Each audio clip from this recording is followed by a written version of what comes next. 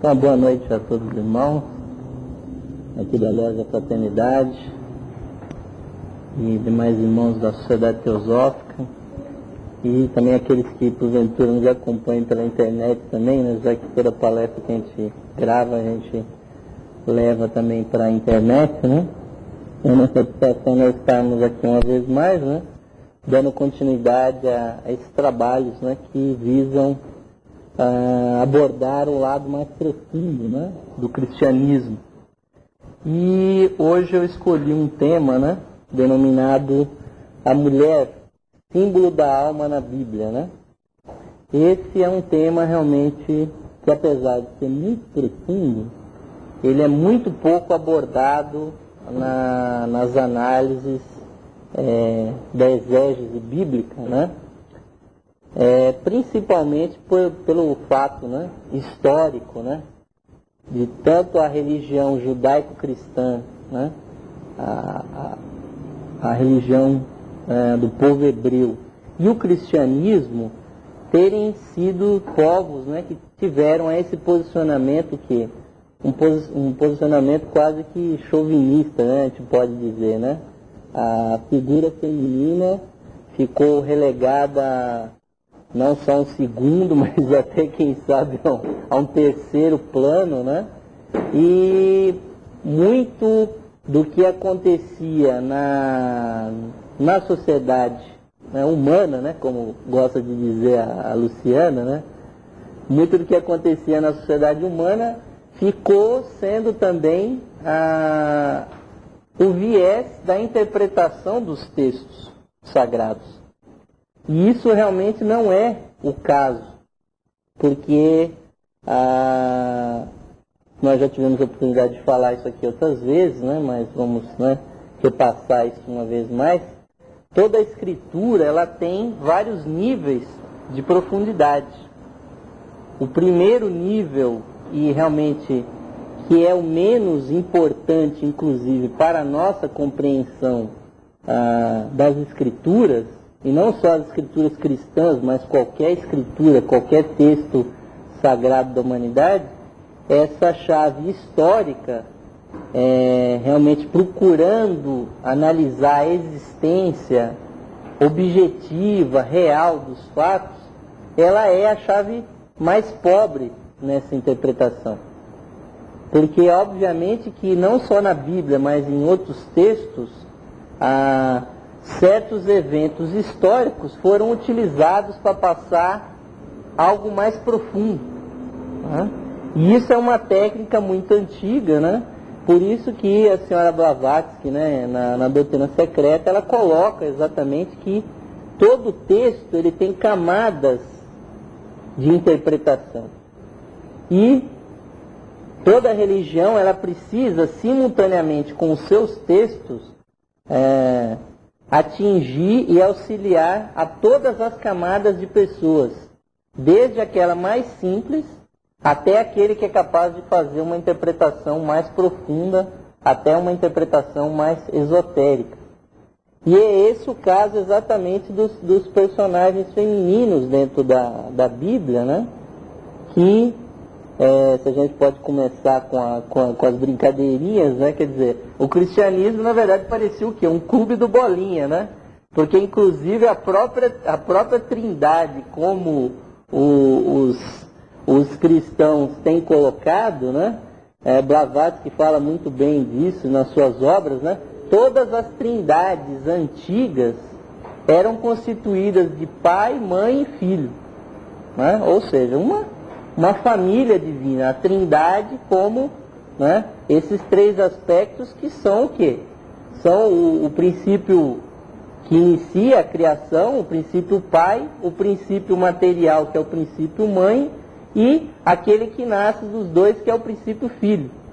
E no cristianismo a figura da mãe foi, né, ali ocultada dentro do quê? Do princípio do Espírito Santo, que hoje em dia, com raríssimas exceções, pouquíssimos cristãos interpretam o Espírito Santo como o aspecto feminino, né?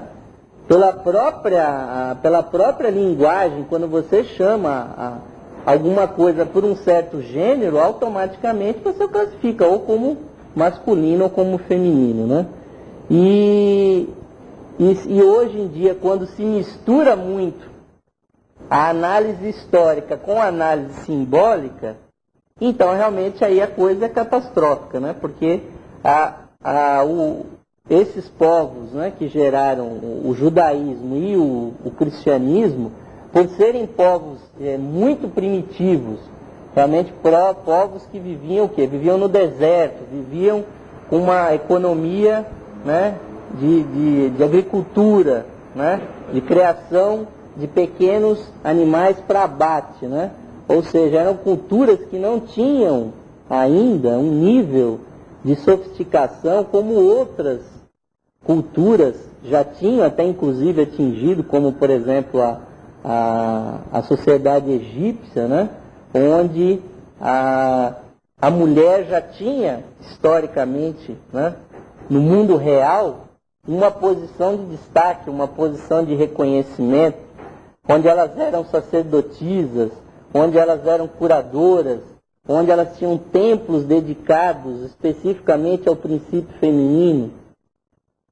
Então, aquele que vai, por uma visão principalmente judaica, né, um povo realmente que se desenvolveu de uma maneira, né, bastante peculiar, né, quase praticamente como nômades, né, e ali a figura feminina, ela o quê? Ficou relegada a um segundo plano. Mas se nós vamos interpretar os textos bíblicos, obviamente não com a chave histórica, mas com uma chave mais profunda, porque o texto tem que oferecer, né, para as pessoas simples, ela oferece o quê? Um ensinamento moral, um ensinamento do que aconteceu, do que nós interpretamos, o que pode ser interpretado daquelas histórias. Se diz que do texto das Escrituras nós podemos extrair um segundo nível, que seria o princípio da alma, né? Ou esse primeiro nível histórico seria o material. O segundo já seria o princípio psíquico, ou a alma desse texto. E estaria identificado com o elemento água. E haveria ainda um terceiro e mais profundo elemento, que seria o elemento puramente espiritual, ou que é entendido como vinho. Então esses seriam os primeiros 3 níveis que a gente poderia analisar. E há outras também chaves clássicas de entendimento. Ou seja, esses textos, eles não são textos formais, e a senhora Blavatsky, no 2º volume da Doutrina Secreta, ela realmente insiste nisso, de que aquelas pessoas que redigiam esses textos tinham conhecimentos muito mais profundos do que apenas os históricos. Então eles queriam transmitir naquele texto um nível mais profundo. E eles usavam a mesma história, imbricando neles algo a mais, né? Então, se a gente toma a figura feminina, né, ela não só é secundária, como aparentemente não tem importância. E isso numa análise o quê? Literal da Bíblia. E isso, obviamente, foi causa do quê? De uma série de erros, até sociais, né? Até bem pouco tempo atrás, se justificava relegar a mulher para um segundo plano, porque as próprias escrituras diziam isso. Literalmente, ou o texto literal. E obviamente que a gente tem que respeitar o que está escrito na própria Bíblia, que a letra mata. Então, obviamente, se aquilo é levado ao pé da letra, está na cara que alguém vai fazer alguma coisa errada ali com aquilo, né? Porque é o Espírito que vivifica aquele texto. É o significado mais profundo. Por isso que muitas vezes, em muitas culturas até, se impedia que as pessoas tivessem acesso a esse texto assim, de uma maneira corrente, porque se a pessoa não estiver munida de chaves de interpretação, ela vai fazer o quê? Vai enfiar o pé pela mão e vai interpretar aquilo literalmente. E isso vai causar o quê? Esse literalismo leva a pessoa a um erro. Então nós podemos ver que no Velho Testamento, que é muito mais antigo, né, do que a religião cristã, nós vemos o quê? Um início, uma linha de pensamento que nós podemos traçar desde o Velho Testamento, né, do Pentateuco judaico, até o Apocalipse da Bíblia. Existe uma linha que utiliza o que? A figura feminina como um símbolo. E esse símbolo hoje ele é reconhecido por muitos, principalmente escritores, artistas, mitólogos, que têm colocado isso nas suas obras, nas suas peças de teatro, nos seus livros, nos seus filmes, né? Ou seja, utilizando a figura da mulher como um símbolo, e não como a mulher objetiva real na sociedade. Por isso é que nós vamos ver que esses textos não têm muito sentido se levados ao pé da letra, literalmente, né? E realmente é terrível quando a gente vê que ainda no mundo ainda existe, por exemplo, nos países islâmicos, hoje em dia, a mulher sendo colocada, né, socialmente num segundo plano, sendo realmente reprimidas, baseadas o quê? Numa interpretação literal de textos, no texto do Alcorão e outros, que também tem esse simbolismo que eu vou tentar colocar aqui para vocês hoje. Então, assim, a chave mestra dessa interpretação é o seguinte: a figura feminina na Bíblia, ela se refere ao nosso nível psíquico, ao nível da alma, ou seja, daquela nossa natureza que é mais profunda dentro do nosso ser. Então nós vemos que o texto do Velho Testamento começa, né, dizendo que a mulher foi criada da costela de Adão. Então aí já começa a confusão, né? Então vocês vejam bem como esse texto fica absurdo se ele é levado ao pé da letra, né? Então se diz o quê? Que primeiro Deus criou, né, o homem, né? E aí da sua costela ele tirou, e vendo que o homem estava só, ele tira uma costela do Adão, né? Supomos que ele tivesse 25 costelas, tira lá um, fica só com 24, e dali ele cria a mulher para ser a sua companheira, né? Então isso é óbvio que é um texto alegórico, isso, né, minha gente? Realmente é muito esquisito que alguém leve isso assim ao pé da letra, querendo dizer que Deus estava lá, que pegou o barro e soprou ali naquele barro o Espírito, né? E fez o homem, moldando o homem, a sua imagem e semelhança, e depois ele tira a costela e faz a mulher. Ali está querendo se transmitir alguma coisa, um significado mais profundo, né? E interpretando isso com a chave antropológica, ou seja, e aí inclusive com a chave, né, fisiológica, porque tudo isso só tem sentido se ele fizer algum sentido para nós hoje. Então, no corpo do ser humano, tanto do homem como da mulher, existe realmente as costelas, né?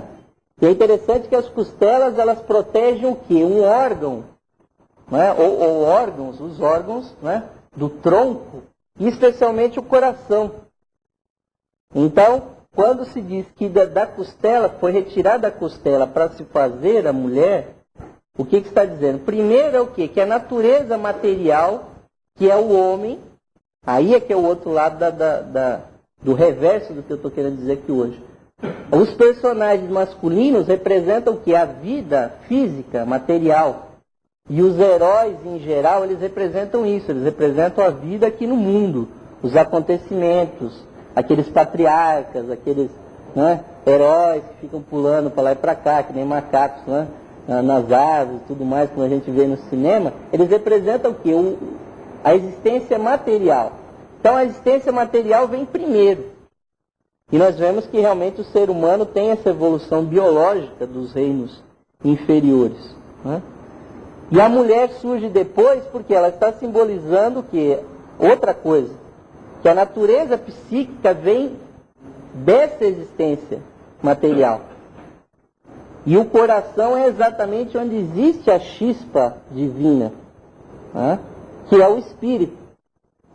Então a costela, ela está onde? Ela está no meio termo entre o exterior, que é o masculino, e o puramente interior na câmara do coração, que é o espírito. Quer dizer, ela é intermediária.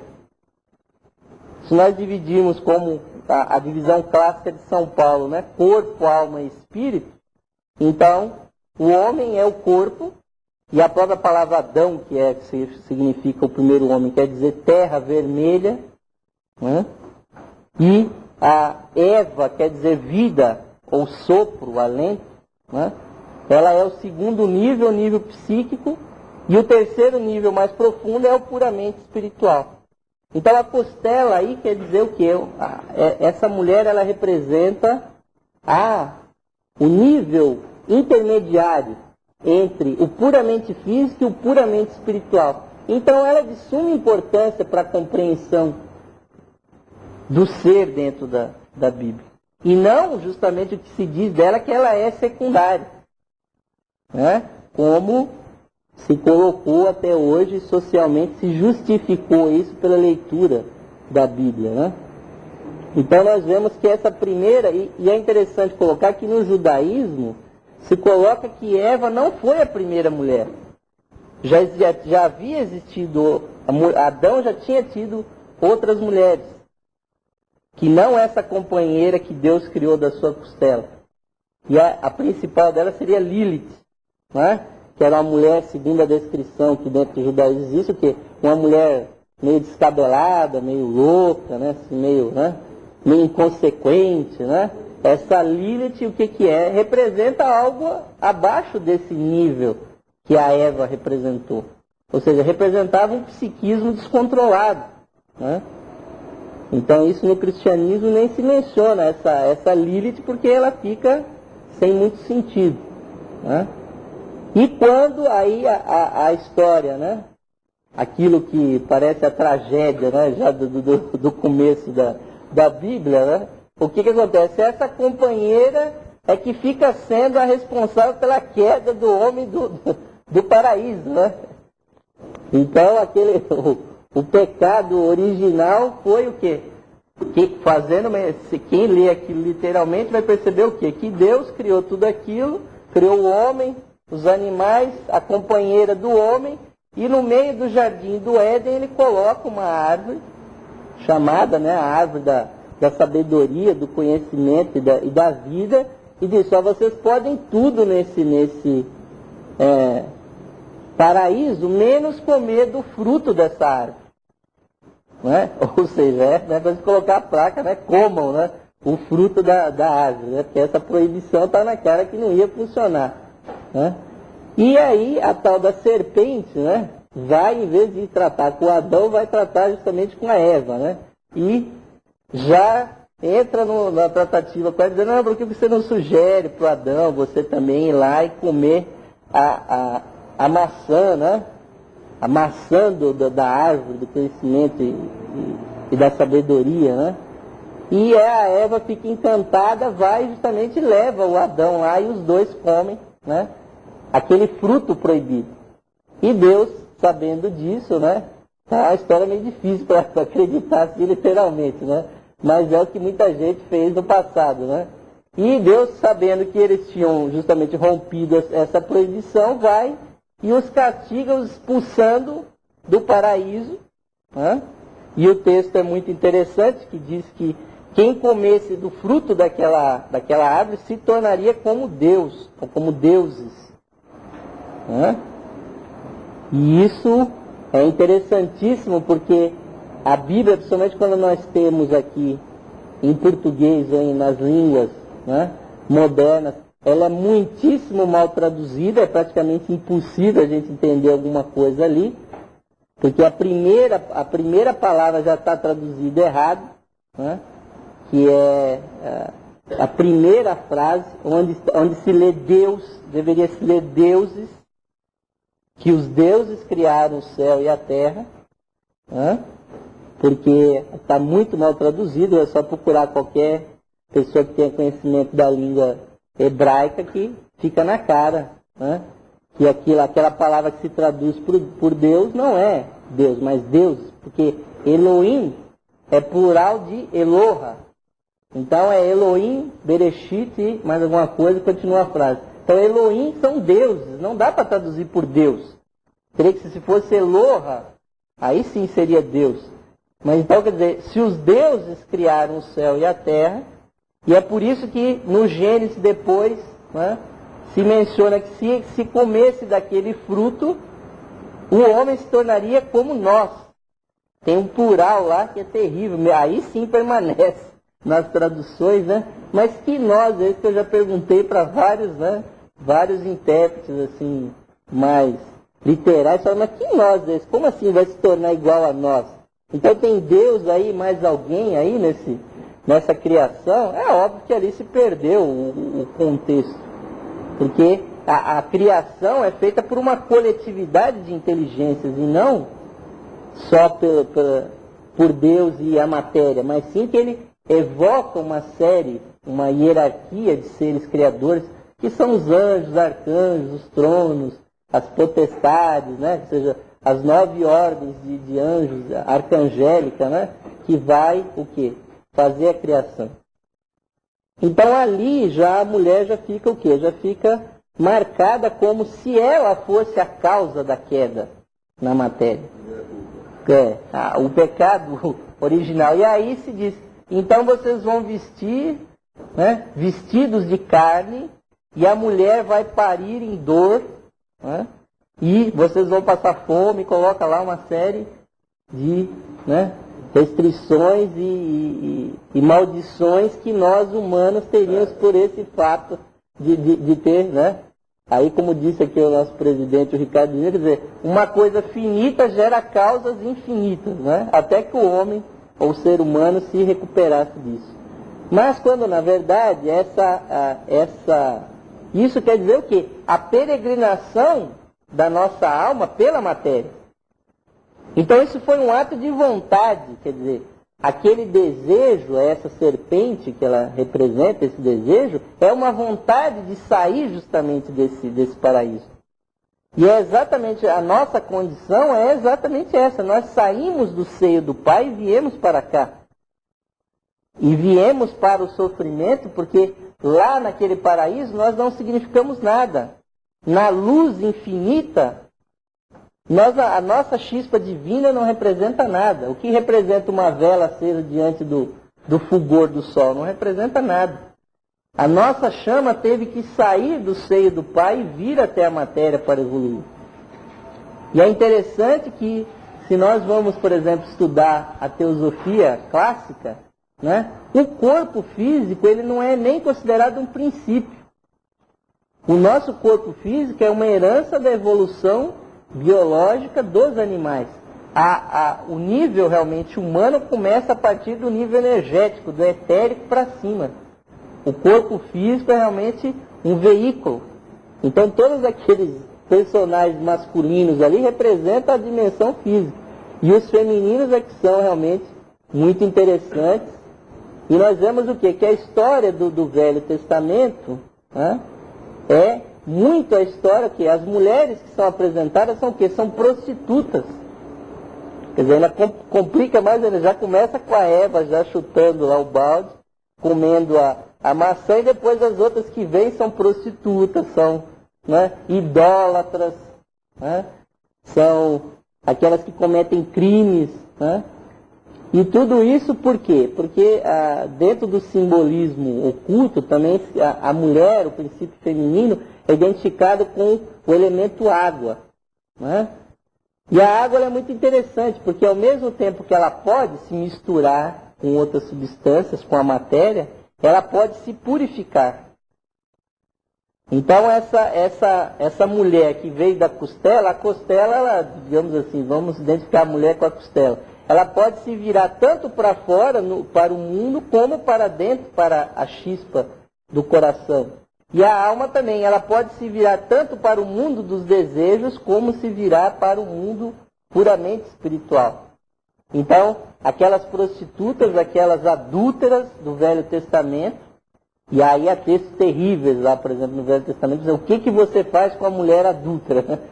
Quem pega aquela parte da Bíblia assim, realmente, do Velho Testamento, é terrível, porque manda apedrejar, manda né, matar assim, com requintes de sadismo, assim, acho que nem o Marquês de Sade não ia conseguir escrever um texto tão bem rebuscado como matar uma adúltera, assim, como, e a gente vê no noticiário, né, nos países islâmicos, até hoje lá, né, o caso até de uma mulher africana que foi condenada, né, que por pressão internacional se tirou essa condenação porque ela, tendo gerado um filho de um relacionamento extraconjugal, dentro do direito baseado no Alcorão, ela teria que ser lapidada, né, até a morte. Ela teria que ser coberta de pedras até que ela fosse coberta de pedras. Então vocês veem como é que, se for interpretado ao pé da letra isso, está completamente errado, né? Mas como é profundo isso no nível simbólico, quer dizer, no Velho Testamento nós temos essa alma se virando para a matéria. Né? Mas é muito interessante a gente ver na Bíblia que algumas dessas mulheres elas já começam a se aperfeiçoar. Porque, de certa forma, a nossa alma ela se aperfeiçoa, né? Trabalhando o quê? Transformando o desejo em vontade. E transformando a emoção do desejo na emoção mais profunda, que é o amor. Então a nossa alma ela trabalha a sensação. Se ela ficar voltada puramente para a matéria, ela vai realmente se imiscuir na matéria. E se ela se volta para dentro, ela começa a reconhecer o amor.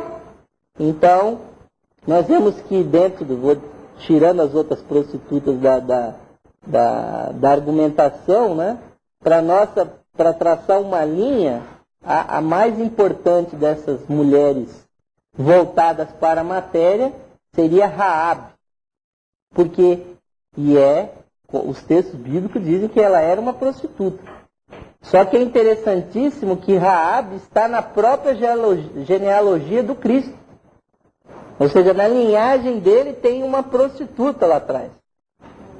Porque ela que viria a ser a mãe de Boaz, né? Significa fortaleza, e de Boaz viria a dar Davi, e se diz que a linhagem de Jesus é da casa de Davi, né? E Davi quer dizer o querido de Deus, e vai seguindo toda a linhagem até chegar em Jesus. Mas, isso quer dizer o quê?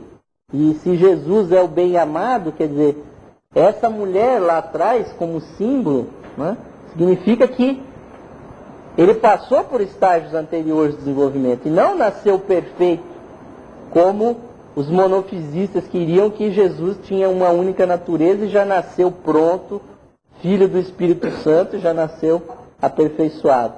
Então essas mulheres vão passando por um aperfeiçoamento. Então nós vemos que há uma progressão dentro desse simbolismo. Até que, aí nós temos essas mulheres do Velho Testamento, são a alma voltada para fora, para a matéria. Quando chega no começo do advento de Jesus, aí nós temos um outro tipo de mulher. Uma mulher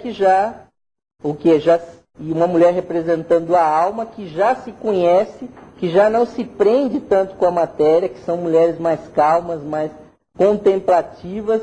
Aí nós vamos ter mulheres, por exemplo, como Isabel, que quer dizer a beleza interior, né? Vamos ter as histórias, por exemplo, de Ana, né? Que vem a ser a avó de Jesus, né? Filha, né? De pais que não conseguiam gerar uma criança, então se dedicam a uma criança que viria a nascer, né? Ao tempo. E aí vem a nascer Ana, né? Que depois viria a dar à luz a Maria, que viria a ser a mãe de Jesus. Então aí nessas mulheres já tem uma grande evolução. E principalmente na figura de Maria. Né? A figura de Maria, esse personagem feminino, que agora vai ser até motivo de um filme aí, né? Que o padre Marcelo está fazendo todo o marketing aí do filme, que ele disse que nunca foi feito um filme exclusivamente sobre a história da mãe de Jesus, né? Então, se nós pegamos o texto, né, o que acontece com Maria? Ela noiva de José, né? É o que ela tem uma visão do arcanjo, né? Que vem e informa ela que ela iria ter uma criança, que ela ficaria grávida do Espírito Santo. E que essa criança deveria se chamar Jesus. Então já dá até o nome da criança. E ela, percebendo a magnitude dessa visão, ela diz, né? Aqui está a serva do Senhor. Cumpra-se em mim segundo a sua vontade. E esse texto é muito importante. Porque isso simboliza o quê? Que essa estrutura psíquica nossa, da alma, ou o inconsciente, como a psicologia, né, diz hoje, quando ele se volta para o espiritual, ele justamente passa a ser o quê? Um veículo dessa vontade divina. Então ela diz, aqui está a serva do Senhor, cumpra-se em mim segundo a sua vontade. E ela enfrenta uma série de problemas, né, dentro da narrativa, porque, primeiro, né, se é fecundada pelo Espírito Santo, aí ficou complicado para José ali na história, né? Depois que Jesus nasce, alguns anos depois, já nem se fala mais em José, né? Porque ele fica, o quê?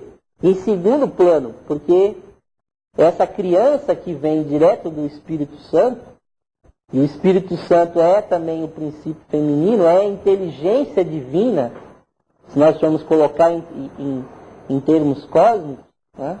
Ela é o quê? Ela representa o nascimento da intuição dentro da alma humana.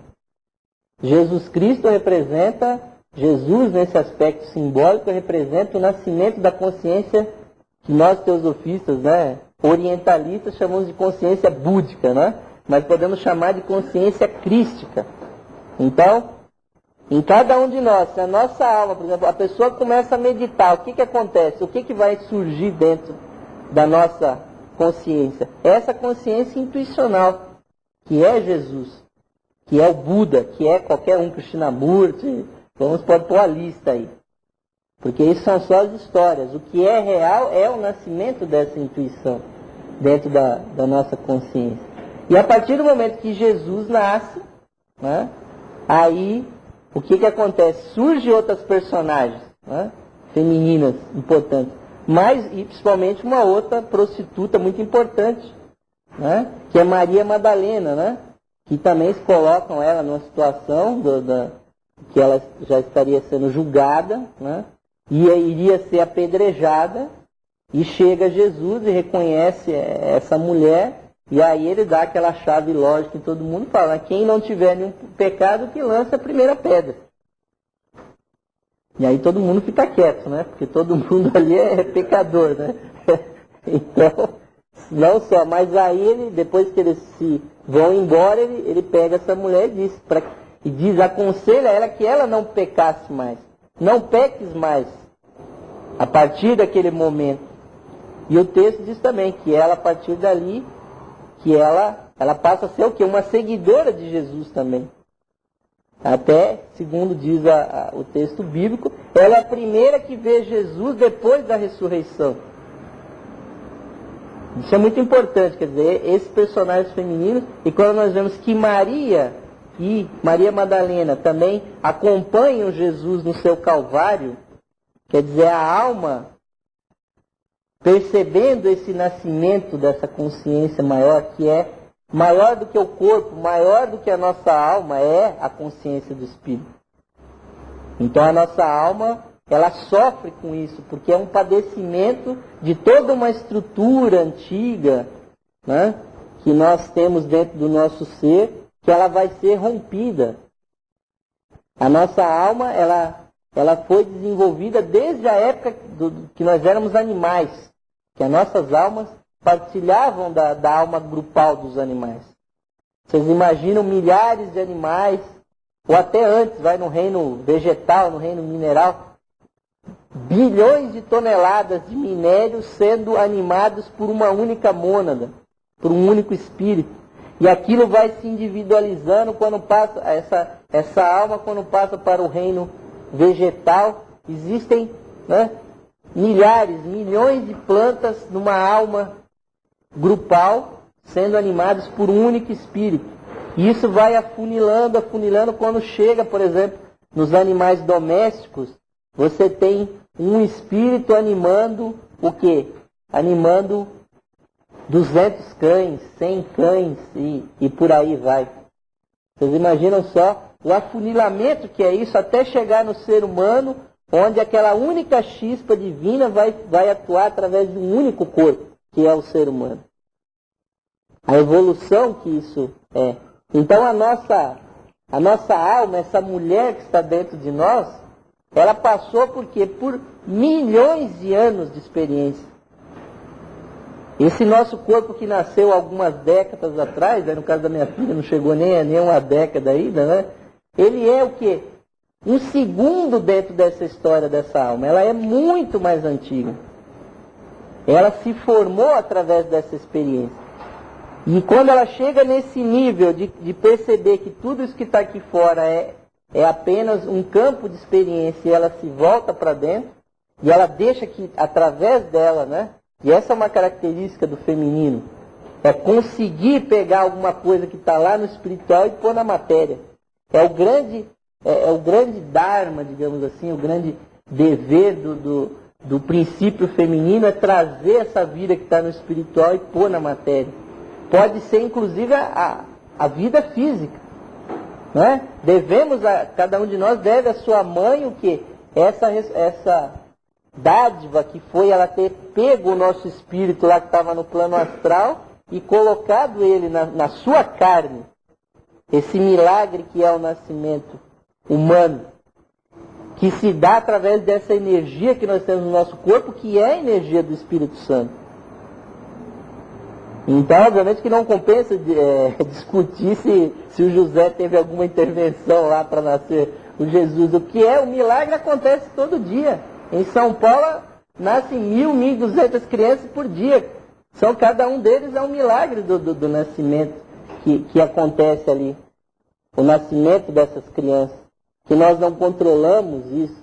Isso é o que? A experiência de bilhões de anos, milhões de anos nesse planeta, que é quando esse espírito que está lá no seu nível sutil, através do princípio feminino, ele entra na matéria e fecha um contato com o corpo físico. Isso é realmente um milagre. Agora, tanto homens como mulheres, porque isso é uma distinção aqui do plano físico, né? Que nos planos mais sutis isso é muito relativo, né? A partir do plano mental não tem muita diferença entre homem e mulher, porque só depende da postura que você assume. O seu corpo pode ser ou masculino ou pode ser feminino. Isso tem uma grande importância aqui, onde nós estamos separados por gêneros. Tem uma certa importância no plano astral também, onde o corpo da mulher ele é positivo e o corpo do homem é negativo. É o contrário do que nós temos aqui hoje, né? Onde o corpo masculino ele é positivo. Isso é demonstrado por quê? Pelas atitudes, né, de homens e mulheres através da história. Nós vemos que até biologicamente, se nós pegamos a parte reprodutiva, né, os órgãos sexuais masculinos são para fora, são exteriorizados. Então, o homem, o ser masculino da nossa espécie, ele é positivo aqui. E o da mulher, ele é voltado para dentro. Ele é introvertido, ele é invaginado. Só que no corpo astral é diferente. O homem, o que é homem aqui no plano físico, ele é feminino no plano astral. Ele é negativo. E a mulher, ela é positiva no plano astral. Por isso é que a mulher capta as emoções, captam o ambiente de uma maneira, às vezes, tão eficiente, tão assim, né, direta, né? Que se diz até que isso é uma intuição feminina, né? Isso é, né? A mulher tem uma intuição feminina. O que é? Uma percepção direta da emoção. Que o homem, né, o ser masculino que tem o corpo físico masculino, não tem essa clareza de percepção. Mas a partir do nível mental isso não tem muita importância. Né? Mas o que é importante a gente lembrar nesse ponto é que tanto o homem quanto as mulheres têm o quê? Tem essa característica psíquica, né? Que a psicologia chama do que? De inconsciente. Né? É uma terminologia que está aí mais declarada, mais consumida, né? Mais divulgada no mundo.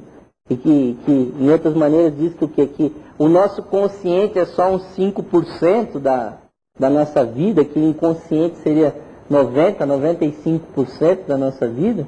Essa é a natureza da nossa alma. Porque essa alma, o quê? Primeiro, porque ela tem a memória de tudo que ela já fez. E segundo, que ela tem um grande insight do que ela vai fazer. Isso não chega no nosso cérebro físico. Por isso é que a meditação é fundamental.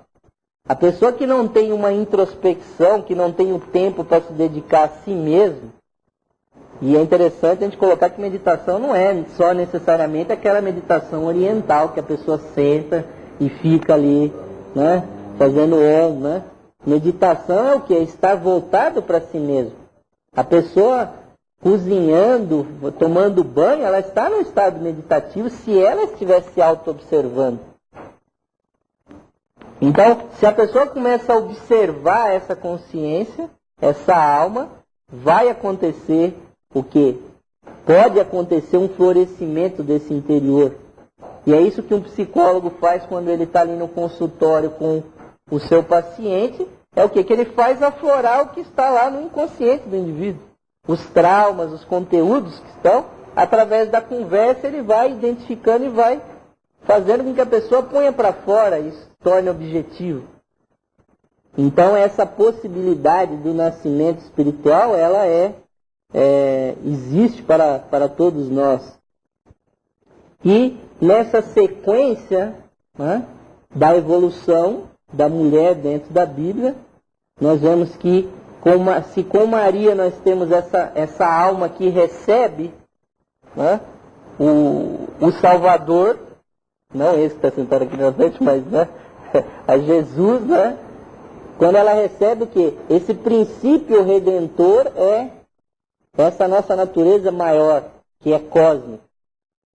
E quando chega no Apocalipse, que é não o livro da destruição, o livro né, da consumação das coisas, como dizem por aí, mas que é o grande livro da iniciação, porque já começa ali com a abertura dos selos, né? Que são os centros energéticos do ser humano, e vai acontecendo uma série de coisas ali, né? Uma série de número de dias e tudo que acontece, que aquela visão de João no Apocalipse é a consumação do quê? Do grande abraço que pode acontecer entre a alma e o corpo, que é aquilo que nós chamamos de iniciação, ou aquele nível onde a pessoa se torna onisciente. E ali surge o que? Dentro do texto bíblico tem lá prostitutas, tem bestas, tem tudo, porque aquilo fica tudo revolvido ali. As energias começam ao quê? A trazer à tona tudo aquilo que estava no inconsciente. Por isso que muitas pessoas têm medo de meditar, fazer uma meditação mais séria. Porque é óbvio que se a pessoa vai se observar, né, ela vai perceber as suas coisas negativas, vai perceber o seu lado sombra. Que, aliás, é fundamental que a pessoa perceba isso. E por isso que Jesus, tendo tido a oportunidade de escolher os seus discípulos, mesmo assim ele ainda permitiu que ali estivesse um traidor ali entre eles.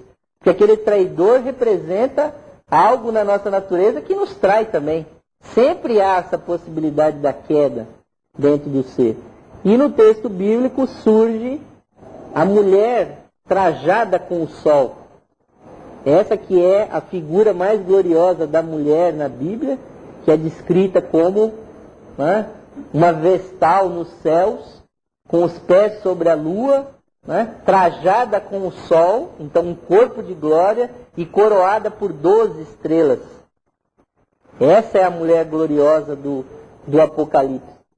E essa representa o quê? A mulher plenamente, ou seja, a alma plenamente iniciada, ou seja, que recebeu todo o conteúdo do seu nível búdico, do seu nível, né, átmico. Então podemos, concluindo essa linha, verificar que a figura feminina aí, ela tem todo um significado. Agora, se a pessoa vai parar lá no Novo Testamento, lá no São Paulo, lá, né? Que ele chega e fala que a mulher é a glória do varão, que a mulher tem que ficar quieta na igreja, que a mulher, né? Uma série de textos assim, que se for levado ao pé da letra, a pessoa cai no erro automaticamente. Porque o que ele quer dizer ali, a mulher tem que ficar quieta na igreja, isso não pode ser levado ao pé da letra nunca. Porque ele quer dizer assim, que a alma tem que estar silenciosa dentro daquela meditação. É no silêncio que brota a espiritualidade. Vai precisar até analisar o que está escrito no grego, lá no original, provavelmente eles tenham piorado essa, né? É incrível como certas Bíblias, né? A Bíblia você tem que, quando a pessoa começa a ler Bíblia, ela tem que inclusive comprar várias, né? E comparar umas com as outras, que as traduções são todas diferentes. E tem umas assim que são as mais absurdas, né? Por exemplo, há Bíblias agora modernas que onde no Velho Testamento estava prostituta, o indivíduo vai e coloca assim, mulher estranha, né? Então assassina completamente o texto. Então, já que estava falando de uma prostituta, que é uma coisa muito definida, aquela mulher estranha, que pode ser um monte de coisa. Uma mulher que chegou lá e era desconhecida e tal, né? Ou seja, né? Aí cortam outras coisas. Onde é que estava lá no Velho Testamento, né? Onde é que estava lá no Velho Testamento, lá no Daniel, se eu não me engano? Estava lá Lúcifer. A palavra Lúcifer, aí vão lá e cortam, ou botam lá, né, uma substituição, coloca a estrela da manhã, né? Para dizer que era o planeta Vênus, que surge antes do Sol, né? E é interessante, e a senhora Blavatsky, quando interpreta Lúcifer, ele vai e coloca assim, coloca exatamente os últimos versículos da Bíblia, quando na visão de João, Jesus e diz, eu sou a estrela da manhã. Né? E se Jesus é a estrela da manhã, ou seja, ele mesmo se diz que ele é o anjo que caiu e é o anjo que voltou para o Pai. E é isso que vai acontecer com essa nossa chispa divina. Ela um dia entrou na matéria e um dia, que ela saiu do seio do Pai e peregrinou pela matéria e um dia ela vai voltar. Aquela estrela que caiu, que como diz o Velho Testamento é o que danava todas as nações e destruía as nações, através dessa experiência ela volta glorificada. E ela volta não pelo corpo físico, porque o corpo físico é dessa dimensão. As iniciações, as outras características são o quê? São no nível invisível, no nível espiritual. Então nós não devemos confiar que esse nosso corpo físico é que vai nos levar na iluminação. Mas é sim na postura que a nossa alma tem perante as coisas, isso sim vai nos levar até a iniciação. E segundo os ensinamentos teosóficos mais profundos, os mestres eles não se preocupam muito com as nossas personalidades aqui, né? Pequenas personalidades aí andando pela cidade de São Paulo aí, gastando seu dinheiro para lá e para cá, né? Eles estão preocupados o quê? Com a alma, com o indivíduo o quê? Que tem as várias encarnações. Eles olham para a pessoa e conseguem enxergar as vidas da pessoa como se fossem dias sucessivos que se passaram. E conseguem ver também o futuro daquela pessoa. Eles não estão preocupados assim que o indivíduo tem uns pecadinhos assim que às vezes nós ficamos nos mortificando ali assim, porque eu não pus uma coisa ali ou aqui, eu não fiz aquela tal coisa, né? Ou não fui na igreja no domingo, ou eu não tenho religião. Não, eles estão preocupados ali, aonde? Na evolução que a alma da pessoa tem. E para eles a pessoa que não tem a personalidade, que não tem um contato com a alma, para eles é uma pessoa morta. Esse indivíduo é um morto-vivo. Porque está andando por aí, mas não obedece o que a sua alma diz. É como aquela prostituta do Velho Testamento, está andando para lá e para cá, é uma mulher estranha mesmo, né? Está andando para lá e para cá e não obedece o quê? ela o quê? A prostituição aí quer dizer que ela se mistura na matéria. É isso que o homem de hoje faz. Ele acha que a matéria a alma fica prostituída porque ela se mistura na matéria, se mistura com os desejos. Então o homem vive para ganhos materiais, vive para ter e não para ser, vive para, né, saciar os seus desejos e não para cumprir o que o seu pai quer, que é a sua alma, o seu espírito. Então, se isso é assim, nós realmente somos mortos-vivos. E os mestres realmente, muitas pessoas ficam assim espantadas. Como é que a senhora Blavatsky, naquela época, colocou cerca de 100 pessoas em provação para ser discípulo dos mestres. E ela diz que desses 100, 99 falharam. Por quê? Provavelmente esses 99 estavam ainda envolvidos nas coisas da matéria, que não conseguiam ainda alcançar um nível tão impessoal que elas, né, se voltassem inteiramente para as suas almas. Porque realmente, para a pessoa ser iniciada, ela tem que fazer como Maria disse.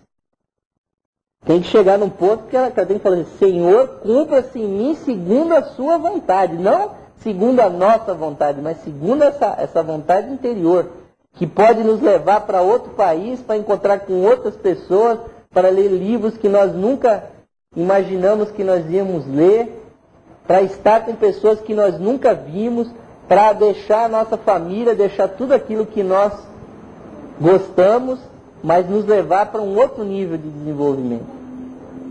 E o combustível disso tudo, o que é?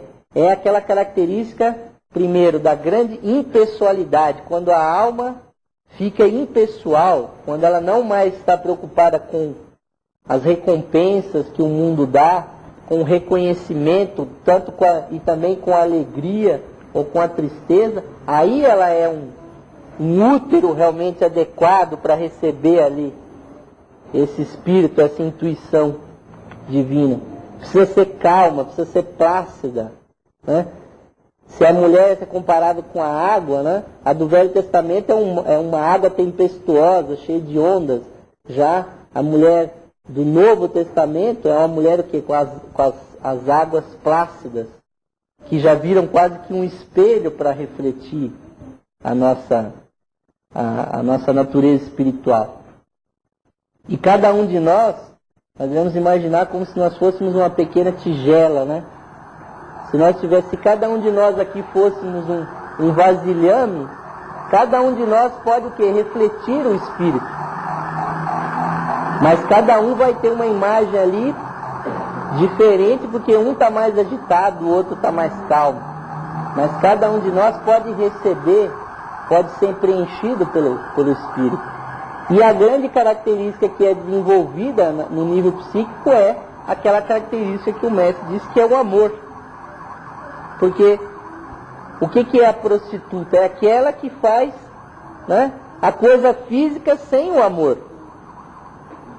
E isso é prostituição. Tudo que é feito só pelo físico é prostituir aí contra a sua natureza. Aquilo que é feito de acordo com a natureza é ético, é moral, é humano.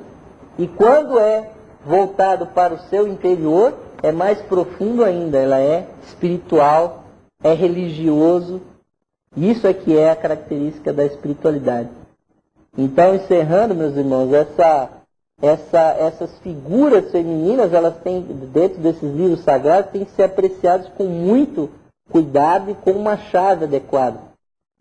E nós vemos que a situação atual, onde nesse último século houve um melhoramento generalizado, né, da condição feminina, não é que houve um avanço das mulheres na humanidade, é um avanço da humanidade como um todo. Né? Ou seja, provavelmente esse desenvolvimento que houve, que as mulheres hoje, dentro do meio social, têm grandes possibilidades, tantas possibilidades quanto os homens, não quer dizer que isso é um ganho da mulher, é um ganho da humanidade como um todo. Porque até antes nós podemos dizer que nós éramos os trogloditas, baseados o quê? Na força. Realmente, se for na força, está na cara que quem tem mais músculo leva, né? É o caso, né? Hoje em dia se faz, até as mulheres que fazem musculação, diz que o crescimento do músculo da mulher é igual ao crescimento do músculo do homem, só que o homem já começa a fazer musculação com um músculo maior, então fica aqueles músculos desse tamanho assim.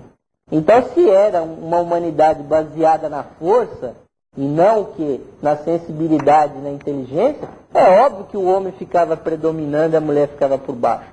Hoje a humanidade vai ser colocada, tratada nessa paridade, porque se nós formos levar a sério o que a senhora Blavatsky diz, quando chegar na 7ª raça nesse planeta, nós vamos ser seres hermafroditas.